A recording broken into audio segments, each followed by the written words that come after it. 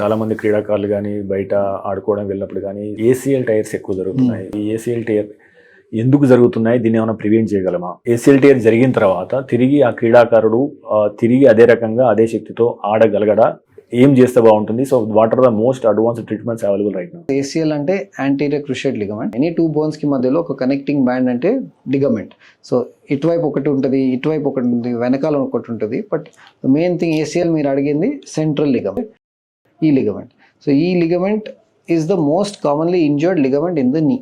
Okay, అది sporting అంటే అథ్లీట్స్లో అవ్వచ్చు అండ్ యాక్సిడెంట్స్లో కూడా అది అవ్వచ్చు. ఎట్లా అవుతుంది అంటే బేసికలీ డైరెక్ట్ మనకి నీలో ఒక ట్విస్టింగ్ ఫోర్స్ వస్తే, యూ కెన్ ఇమాజిన్ హియర్, ఇలా ట్విస్టింగ్ ఫోర్స్ వస్తే ఆ డైరెక్ట్ ఇంపాక్ట్ లిగమెంట్లో, ఆ స్ట్రెయిన్ లిగమెంట్లో ఫీల్ అవుతుంది. అదే ఫ్రాక్చర్స్ ఆర్ డైరెక్ట్ వేరే మెకానిజం ఉంటుంది. బట్ లిగమెంట్ ఇంజురీస్ ఒక ట్విస్టింగ్ ఫోర్స్లో అవుతుంది. సో ఎస్పెషలీ ఫుట్బాల్లో ట్యాక్లింగ్ అప్పుడు, బాస్కెట్బాల్లో బెండింగ్ అప్పుడు, బ్యాడ్మింటన్ కూడా సడన్ ట్విస్టింగ్ అప్పుడు ఇలాంటివి అవ్వచ్చు. Same thing during the accidents.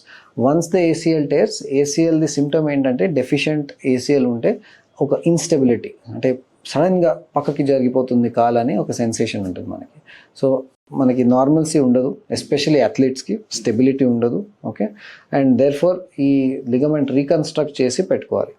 Arthroscopy is the way to do ligament surgery. అంటే చిన్న చిన్న హోల్స్ పెట్టి లోపల కెమెరాస్ వేసి, ఆ కెమెరాస్తో మేము చేస్తాము, స్పెషల్ ఇన్స్ట్రుమెంట్స్ అండ్ కెమెరా. మీరు తీసుకునే అదే మందులు, అదే నాణ్యమైన మందులు మెడ్ ప్లస్ బ్రాండ్స్ పై సగం ధరకే.